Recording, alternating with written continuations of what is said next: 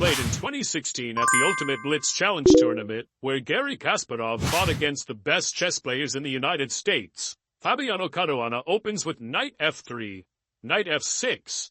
Garry Kasparov responds with g3.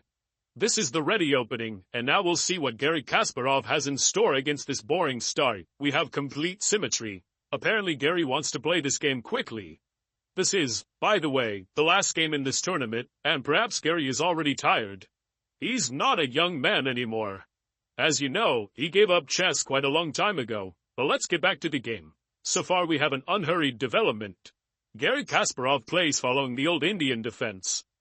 But Fabiano Caruana decides to flank both bishops, affecting the center. But perhaps now he wants to play d4 as well to attack the center not only with pieces, but also with pawns. That's why Garry Kasparov plays c5, not allowing him to play d2 through d4, but this move has a disadvantage. The square d5 is weakened. Now the knight can go to c3. Then the second knight will go to e1. But in general, white can occupy the square d5. But nope, Caruana chooses another plan. He wants to play d4 anyway, so he plays e3. Kasparov plays knight c6, adds a blow on the d4 field, but also develops a knight. And now Fabiano Caruana has a crucial choice. He develops the knight on c3 for now. Bishop f5. Now Garry Kasparov already wants to play bishop d3 in some variants, so we need to react somehow. Now is the right time to play d4, because then it might be too late. Because black can really block this field. Play bishop d3, then e4, and put a mechanical block this way. That's why Caruana plays d4. He does everything correctly. e4, an instant response followed. But this move is not improvisation. Garry Kasparov remembers everything. He had the same possession in the 80s against the chess player Simon Webb, who was an international master. Garry Kasparov has a phenomenal memory. He remembers practically all his games from his childhood and even his simultaneous exhibitions. So the guy's memory is truly genius. And this is the position he had on the board. Only there Simon Webb chose knight g5 continuation. And here Fabiano takes the knight to e1 and moves it to c2. Now we'll see if this route is better or not. And Kasparov goes on the offensive and plays h5. Now he wants to play h4, and this is a standard idea in such positions. Pawn goes to h4, then maybe to h3. The queen to d7. So here black has a very clear plan of attack on the king, and white starts the condor play on the queen side. And here the question is, who's going to create problems faster? The race literally begins. It's Formula 1 on the chessboard. And now we'll see who's faster.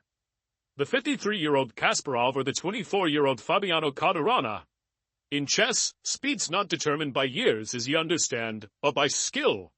So Garry thinks ahead, prepares his attack plan, because there are a lot of obvious moves, like queen d7 or h4. But he dives very deeply into the position, even in blitz games. And I'll tell you ahead of time that you should have had your pen and paper ready now, because you're going to see a simply brilliant example of the kingside attack from the world champion. Lessons from the champion are doubly valuable. So learn why Garry Kasparov is going to show you. Kasparov thinks. He plays h4. This is a standard advance in such positions. He can even play h3 on occasion to lock the white bishop, but he will have to go to the h1 field. But there's also the idea to play hg to weaken the cover of the white king. So it's reasonable to hold down the pawn on h4 for now to keep maneuverability. But Fabiano hesitates because he doesn't know how to stop this avalanche-like attack. He should have played h3 with the idea of g4. After hg, he plays fg, and the f-file hides. And if black plays, say, queen d7, we can play g4 without fear of bishop sacrifice, because here we have the move f3, and as a result, white repulses, even saving an extra piece. So the move h3 allowed him to hold the position, but the bishop a3 is played by Fabiano Caruana, and Kasparov is a bit confused. But he attacks the pawn c5 and wants to play b4. So there are two ideas for this move. So far b6 is played by Kasparov. He protected a pawn out of harm's way, but could not even do that. But just in case, especially in blitz, It's useful to protect a pawn, not to miscalculate. But Caruana thinks about how to develop a counterplay here. If he plays b4, then what? We can even take on b4 a couple of times, so Fabiano thinks. He starts to have painful, distressing thoughts. Kasparov is clearly satisfied with his position. Even his non-verbalism shows that he prefers to play for black here. And, by the way, Kasparov wears a black shirt which fits perfectly with the image of the assassin. Rook d1. Fabiano Caruana plays. He probably wants to take the pawn on g6, but then he gets bishop g4, and the rook has to be removed. Kasparov confidently plays queen d7. He wants to move the queen to f5, and there's also an idea to play bishop h3. Well, rather queen f5, because the bishop h3 is without threats. Bishop h1 will be there. b4, Caruana plays. He wants to open up the files to distract black's power from his king. Because if he does nothing, the queen will move to f5, the pieces will rearrange, and black will checkmate the white king. So Kasparov thinks about how to rearrange his pieces as effectively as possible. He plays the queen f5. This is quite a logical move. The bishop now threatens to move to f3. There's also the idea of the queen h5. And now let's look at the clock. The opponents have 2 minutes left each. Caruana even has a little more time. But they still have plenty of time. Now the hottest part of the game begins. Everything that came before could be called a prelude. And now we get to the most interesting part. Caruana thinks. And it's really time to burn bridges. There's nothing to lose. The position is just the hardest. He plays the bishop b2. This is a sacrifice of a pawn on b4. It is possible to play cb, but Kasparov, I think, will not even pay attention to this pawn because he has a sweeter target, the white king. So far he's playing rook d8 to protect d6.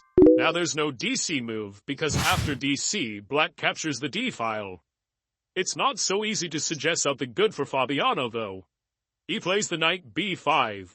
He can attack the d6 pawn, chaining the rook to the pawn's defense. Plus, maybe he'll take a7 potentially. Bishop f3 played. Kasparov already starts changing the pieces that are involved in the king's defense. The bishop on g2 is the main defender, the main bodyguard. And so Garry Kasparov tries to eliminate him. He really does act like a hired assassin. First he removes all bodyguards, and then he gets to the boss. This game has a forensic feel to it. But it's all because Kasparov wears a shirt that looks like Jason Statham's in the movie called The Parker. d5 is played by Fabiano Caruana. He opens the way for the bishop and attacks the knight. Some change is happening though, because the bishop on b2 was inactive, but now at least he has some work to do. It can capture the knight on f6, so this knight doesn't take part in the attack. Knight e5, Kasparov plays. The knight is exchanged. The rook takes e5, knight e1. The knight has joined the defense. It seems that Fabiano Caruana managed to consolidate the defense somehow. And let's see if Kasparov can find some additional resources for the attack. Because the knight has really joined the defense, the bishop is here, plus the important knight is exchanged. It seems that the worst is over. But really, this is just me cheering up Fabiano Caruana fans because Garry Kasparov is ruthless. He plays hg. Here Fabiano thinks, should he move the h-pawn or the f-pawn? If he goes for the h-pawn, then he can just drive in on the h-file, play queen h5, then knight g4. That's why he plays fg, so that the king has the f2 square to escape. The queen can also go to f2. Also the pawn can go to h3. Bishop h6 is played by Kasparov. He attacked the e3 pawn just in case. Fabiano plays rook b1, king g7. He just wants to put the rook on the h-file, play rook h8, and mate on the h-file. That is, Kasparov connects all the pieces to the attack. Caruana plays rook b3. And it turns out that rook h8 cannot be played, because the pawn hangs on d6. So Kasparov thinks about how to activate his rook. He can't move the rook to h8 right away, so he has to look for some other ways to strengthen the position, and he doesn't have much time. Kasparov has only 40 seconds left. He plays queen h5. He wants to play the knight g4 and attack the pawn h2. Also, the pawn on e3 will be in danger. So again, the tension hangs over the board over the position of the white king. Fabiano takes his time to think. He still has 44 seconds, but not much time either. So how does he defend himself here? He plays h3. He wants to play g4, which is the idea we talked about earlier. He wants to push the enemy out of his territory, to push the entire black army into their camp. Kasparov plays knight h7. He wants to connect the knight on g5 to put pressure on the pawn h3, plus the knight can jump on f3. How to defend against this plan? He plays g4. Drives the enemy away, but Kasparov doesn't run but takes the fight, sacrifices the bishop for 2 pawns. And it turns out that it's absolutely impossible to escape with the king now, because on the king f1 there'll be the rook f5, and the further the way to the king is cut off. So Fabiano tries to exchange the queens and plays queen